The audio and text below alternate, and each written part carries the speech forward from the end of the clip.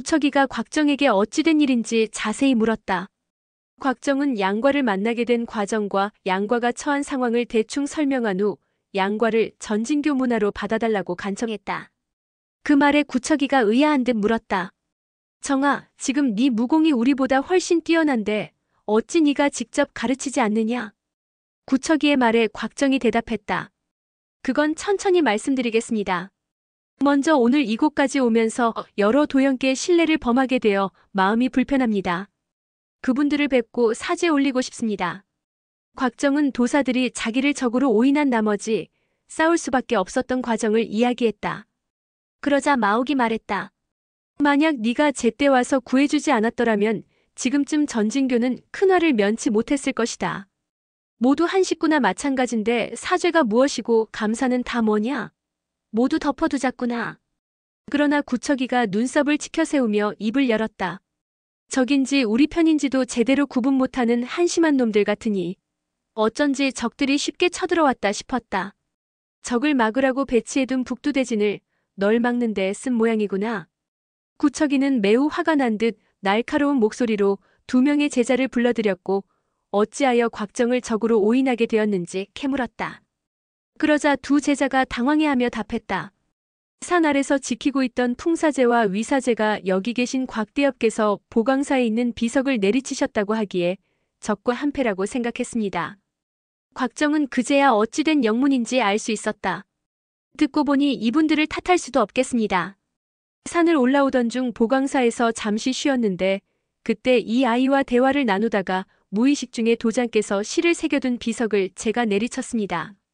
아마도 그것 때문에 오해가 생긴 것 같습니다. 그러자 구척이가 고개를 끄덕였다. 그랬구나. 그거 참 공교롭게 되었다. 우리가 알아본 바에 따르면 오늘 중양궁에 오기로 한 적들이 그 비석을 치는 걸 그들 사이의 신호로 삼는다고 했었다. 그러니 우리 제자들이 오해할 수밖에 없었겠지. 그 말에 곽정이 고개를 끄덕이며 물었다. 그런데 아까 그 자들은 누구길래 이런 짓을 한 겁니까? 그러자 구척이가 길게 한숨을 내쉬었다. 말하자면 길구나. 정아, 나와 같이 가자꾸나. 보여줄 것이 있다. 구척이는 마옥과 왕처이를 향해 고개를 끄덕여 보인 후 뒷산을 향해 걸음을 옮겼다. 과야, 넌 여기서 기다리거라. 곽정은 양과에게 함부로 돌아다니지 말라고 주의를 준 후 구척이를 따라 나섰다.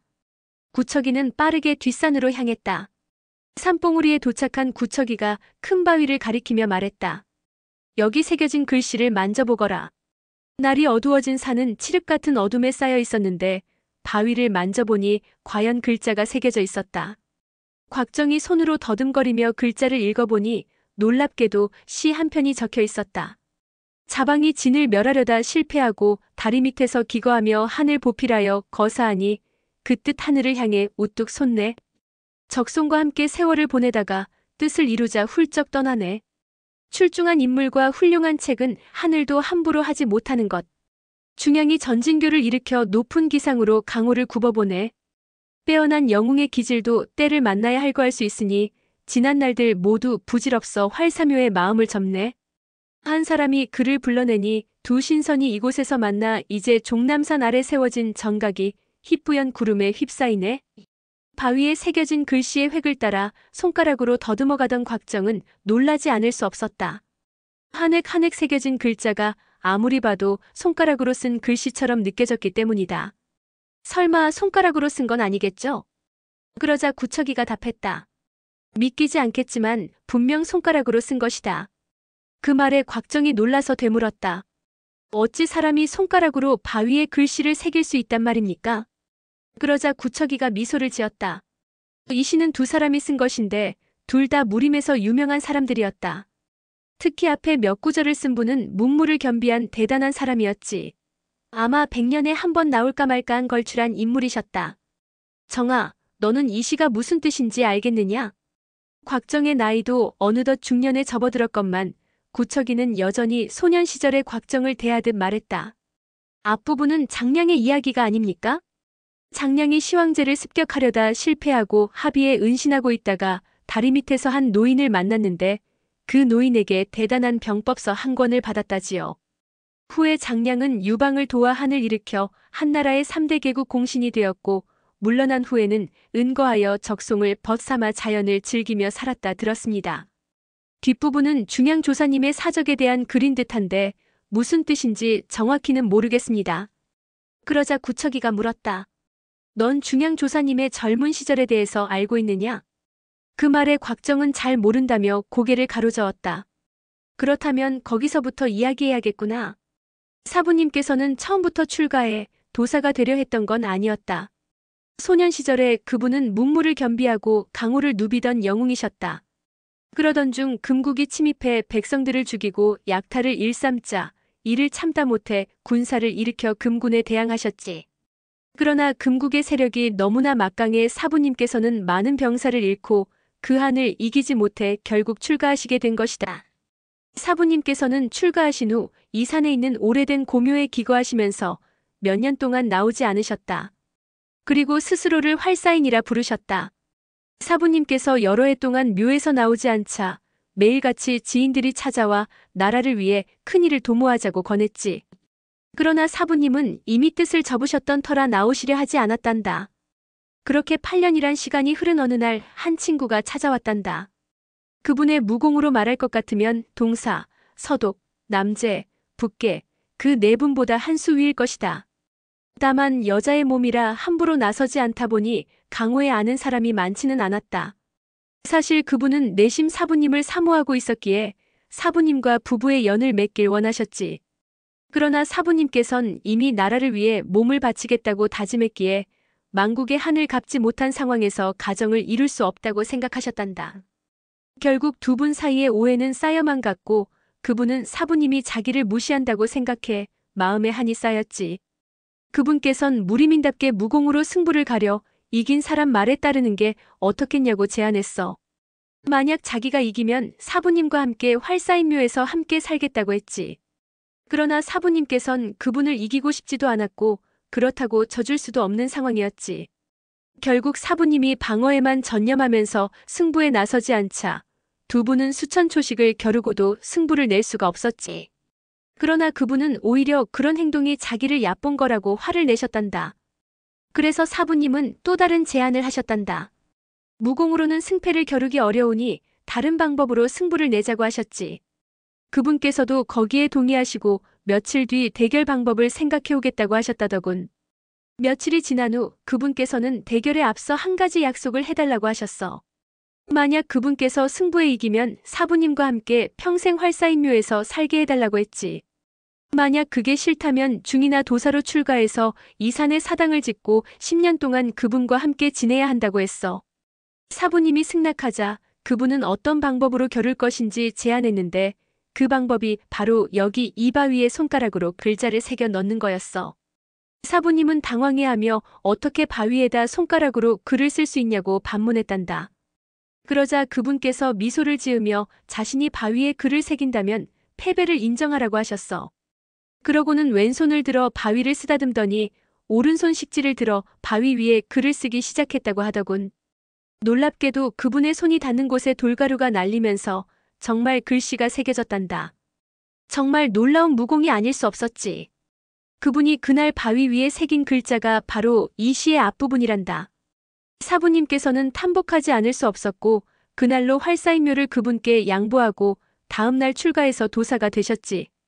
그리고 활사인묘 부근에 작은 도관을 짓고 그곳에 기거하셨는데 그게 바로 중양궁의 전신이란다. 구척이의 이야기를 모두 들은 곽정은 감탄한 나머지 말이 나오지 않았다. 곽정은 다시 한번 바위에 글씨가 새겨진 부분을 자세히 만져보았다. 지력이 정말 대단하군요. 그러자 갑자기 구척이가 큰 소리로 웃어젖혔다. 너 역시 속아 넘어가는구나. 용이었다면 절대 속지 않았을 텐데. 그 말에 곽정이 어리둥절해하며 그게 무슨 말이냐고 물었다. 생각해보아라. 당시 지력을 논한다면 누구를 천하제일로 꼽을 수 있겠느냐? 곽정은 두 번 생각할 것도 없이 1등 대사를 꼽았다. 그렇지, 너도 1등 대사님을 만나봐서 알겠지만 그 신출귀몰한 1등 대사님이라 할지라도 바위는커녕 나무에조차 글씨를 새길 수는 없었을 것이다. 사부님께서는 출가한 후 대체 어떻게 바위에 글씨를 새길 수 있었을까 매우 궁금해하셨지만 아무리 생각해도 알 수가 없었단다. 그래서 너의 장인이신 황약사를 종남산으로 불러 가르침을 청했단다. 황약사께서는 사부님에게 믿기지 않은 이야기를 듣고 한참 동안 생각하시더니 호탕하게 웃으면서 자신도 할 줄 아는 무공이나 아직 완벽하게 익히지는 못했으니 한 달 후에 다시 와서 보여주겠다고 했단다. 그리고 한 달 후 다시 종남산을 찾은 황약사께서는 정말 이 바위에 글자를 새기셨지. 그게 바로 뒷부분에 있는 내용이란다. 그 말에 곽정의 눈이 휘둥그레지면서 진짜냐고 물었다. 사실이란다. 사부님께서는 황약사께서 바위에다 손가락으로 글씨를 써내려가자 황당해 하셨어. 황약사의 무공이 사부님만 못한 줄 뻔히 알고 있었기 때문에 그가 바위 위에 어떻게 글씨를 쓸 수 있는지 이해가 가지 않았던 거야. 사부님은 이상한 생각이 들어 손가락으로 바위를 눌러보았는데 이게 웬일이냐? 손가락으로 누른 자리가 쑥 들어가더니 바위 위에 구멍이 뚫리는 게 아니겠니? 자, 여길 보거라. 구척이는 곽정의 손을 잡아 끌어 바위 옆쪽을 만져보게 했다. 곽정이 만져보니 과연 손가락으로 뚫은 듯한 작은 구멍이 나 있었다. 곽정은 자기도 손가락 끝에 기를 모아 바위를 힘껏 눌러보았으나 손가락만 아플 뿐 바위는 전혀 파이지 않았다. 그걸 보고 구척이가 웃었다. 바보 같은 녀석. 아직도 모르겠느냐? 앞서 그 여자분께서 글씨를 쓰기 전에 왼손으로 바위를 오랫동안 문질렀다고 했지. 알고 보니 왼손에 화석단을 가지고 계셨던 거였어. 화석단으로 문지르면 바위 표면이 부드러워지고 잠깐 동안은 딱딱해지지 않거든. 황약사께서는 그분의 비밀을 간파했던 거지. 그래서 산을 내려가 약초를 캐서 화석단을 만든 후 돌아와서 똑같이 흉내를 냈던 거란다. 사부님께서는 처음에 원치도 않는 출가를 하여 도사가 되었기 때문에 마음이 편치 않았단다. 그러나 그곳에서 많은 책을 읽으면서 점차 도를 깨우치기 시작했어. 그래서 점점 더 수련에 몰두했고 마침내 오늘날과 같은 전진교를 창건할 수 있었던 거야. 이 모든 게 따지고 보면 그분이 사부님을 활사인묘에서 나오도록 유도한 덕분이라고 할 수 있지. 곽정은 고개를 끄덕였다. 그분의 조남이 어찌 되는지요? 아직도 살아계십니까? 그러자 구척이가 고개를 내저었다. 당시 강호에 많은 이야기를 남겼지만 워낙 독특하고 기이한 분이라 진면목을 본 사람은 거의 없다고 들었다. 사부님 외에는 그분의 진짜 이름을 아는 사람은 없고 사부님 또한 다른 사람에게 그분에 대한 이야기를 하신 적이 없다더구나. 한간에는 첫 번째 화산 농검대회가 열리기 전에 이미 세상을 떴을 거라는 말이 있단다. 그렇지 않았다면 그분 성격의 대회에 참가하지 않았을 리 없었겠지. 그러자 곽정이 물었다. 그렇군요. 그럼 그분에게 제자는 없었나요? 곽정의 질문에 구척이가 한숨을 내쉬었다. 문제는 바로 거기에 있단다.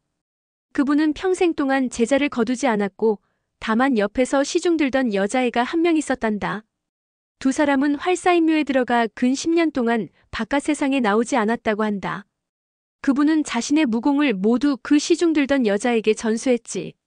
그 시중 들던 여자도 강호에 전혀 발을 들여놓지 않았으니 무림에서는 아는 이가 있을 리 없고, 그런데 그녀가 나중에 2명의 제자를 거뒀는데 그 중 하나가 바로 정년선자 이막수란다. 그 말에 곽정이 깜짝 놀랐다. 그리고 다른 한 사람이 오늘 18살이 된 용낭자란다. 사실 이번에 중양궁이 이런 재난을 당한 것도 다 그녀 때문이지. 그녀의 이름이 뭔지는 아는 사람이 없단다. 오늘 우리를 공격해온 적들은 그녀를 소용녀라고 부르더구나. 18년 전 어느 날 밤 중양궁 밖에서 갑자기 아기 우는 소리가 들려왔다. 누군가가 이불에 쌓인 아기를 중양궁 앞에 버리고 간 것이지. 사실 중양궁에서 아이를 기른다는 건 매우 힘든 일이지만 그렇다고 모른 척할 수도 없었단다. 그 시기에 나와 마옥사형은 중양궁에 없었으니 제자들은 어떻게 해야 할지 고민했다고 한다. 그때 마침 어디선가 중년의 부인이 나타나 아이가 가엾으니 자기가 키우겠다고 하여 제자들은 다행이라고 여기며 아이를 그 부인에게 맡겼단다. 나중에 나는 마사형과 돌아와 상황을 전해 듣고 그 부인의 생김새를 물어본 뒤에야 그녀가 바로 활사인묘에서 시중을 들었던 여자라는 걸 알았다. 전에 그녀를 몇 번 만난 적이 있었지만 한 번도 이야기를 해본 적은 없었단다. 서로 아주 가까이 사는데도 선대에 얽힌 문제들이 있다 보니 전혀 왕래가 없었단다. 어쨌든 그 일은 그렇게 대수롭지 않게 지나갔다. 그로부터 몇 년이 지난 후 그녀의 제자 이막수가 산을 내려가 온갖 악행을 일삼으며 강호를 흔들어 놓는다는 소식을 들었다. 전진교는 여러 차례 제재를 해야 한다고 논의했지만 아무래도 활사인묘의 인연을 생각해 함부로 행동할 수 없었단다. 그래서 우린 정중하게 편지를 써서 활사인묘에 전달했지만 아무런 답변을 받을 수 없었단다. 그렇게 몇 년이 지났을까 활사인묘 밖 가시덤불 위에 흰 깃발이 걸려 있었다. 활사인묘에 사는 누군가가 죽은 것이겠지. 그래서 전진교의 형제들이 묘 앞으로 가서 제를 올리고 막 돌아가려는데 가시덤불 속에서 10서너 살 정도 되어 보이는 어린 여자아이가 걸어나와 공손하게 예를 갖추며 인사하는 게 아니겠니? 그녀는 우리에게 사부님께서 세상을 떠나시면서 자기가 데리고 있는 아이가 악행을 많이 저지르고 다니나 다 처리할 방법이 있으니 너무 걱정하지 말라고 전진교에 전하라 하셨습니다라고 하는 거야. 우리가 좀 더 자세히 물어보려고 했으나 말을 마친 그녀는 순식간에 무덤 안으로 들어가 버렸단다. 사부님께서 돌아가시기 전에 전진파 제자는 그 무덤 안으로 들어가서는 절대 안 된다고 명하셨기에 소녀가 들어가 버리자 모두는 멍하니 쳐다보고만 있었단다. 그리고 그 일 이후 언제부터인지 이막수도 강호에서 종적을 감춘 채 더 이상 나쁜 소식이 들려오지 않았기에 모두 활사인묘의 사부가 죽으며 뭔가 묘책을 세워뒀구나 하고 생각했단다. 그런데 지난해 봄 나는 왕사제와 함께 서북 지역에 볼 일이 있어 중양궁을 나서 감주의 한 협객집에 머물렀다가 뜻밖의 소식을 접했다. 1년 후 각지의 사악한 무리들이 종남산에 모이기로 했다는 소식이었지. 종남산은 전진교의 본거지인데 사파 무리들이 종남산으로 모인다는 건 곧 전진교를 공격하겠다는 뜻이라고 봐야 하지 않겠느냐. 그래서 우린 황급히 중양궁으로 돌아왔으나 알고 보니 표적은 전진교가 아니라 바로 활사인묘의 소용녀라는 걸 알아냈다. 잠자코 듣고 있던 곽정이 고개를 갸우뚱하면서 입을 열었다. 아니 활사인묘에 갇혀 사는 어린 소녀가 어찌 사파 무리들과 원한이 생겼단 말씀입니까? 그 말에 구척이가 한숨을 내쉬었다. 우리가 알아보니 소용녀의 사자인 이막수가 또 말썽을 일으킨 탓이더구나. 이막수의 사부는 몇 년 동안 이막수를 가르쳐본 후 그녀의 심성이 좋지 못하다는 걸 알고는 하산할 것을 명했단다. 이막수는 불만스러웠으나 순순히 따를 수밖에 없었겠지. 그런데 사부가 살아있을 때는 그나마 눈치를 보느라 함부로 행동하지 않았는데 사부가 돌아가셨다는 것을 알고는 곧장 활사인묘로 되돌아왔다는 거야. 그곳에 틀림없이 무공 비급이 숨겨져 있다고 생각했던 거지. 그런데 활사인묘에 돌아와 보니 사방에 각종 함정 같은 장치가 만들어져 그걸 통과하기가 매우 힘들었다고 한다. 이막수가 간신히 2개의 문을 통과하고 3번째 문으로 들어서려는데 그곳에 사부가 남긴 유서가 있었어. 사부는 이막수가 활사인묘로 다시 돌아올 것을 미리 알고 그녀에게 편지를 남겨둔 것이지. 거기에는 앞으로 잘못을 뉘우치지 않고 계속해서 악행을 저지르면 사문의 이름으로 처단한다는 경고의 말이 쓰여 있었단다. 그리고 이막수의 사매가 18살이 되는 생일날 그녀를 장문으로 삼는다는 말과 함께 사문에 누를 끼치면 사매가 장문이 자격으로 엄히 벌하도록 하겠다고 쓰여 있었지. 그걸 보고 몹시 화가 난 이막수가 3번째 문을 뚫고 들어가려다가 그만 사부가 미리 설치해둔 도끼에 걸려들고 말았단다.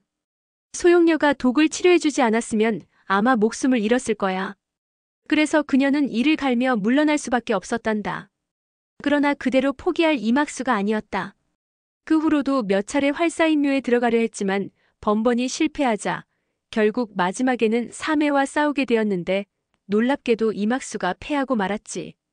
그때 소용녀의 나이는 불과 16살밖에 되지 않았는데 말이다. 그 말에 곽정이 고개를 갸웃거렸다. 뭔가 소문이 잘못 난 모양인데요. 그러자 구척이가 그게 무슨 말이냐고 물었다. 제 은사님이신 가대엽께서 전에 이막수와 겨룬 적이 있습니다.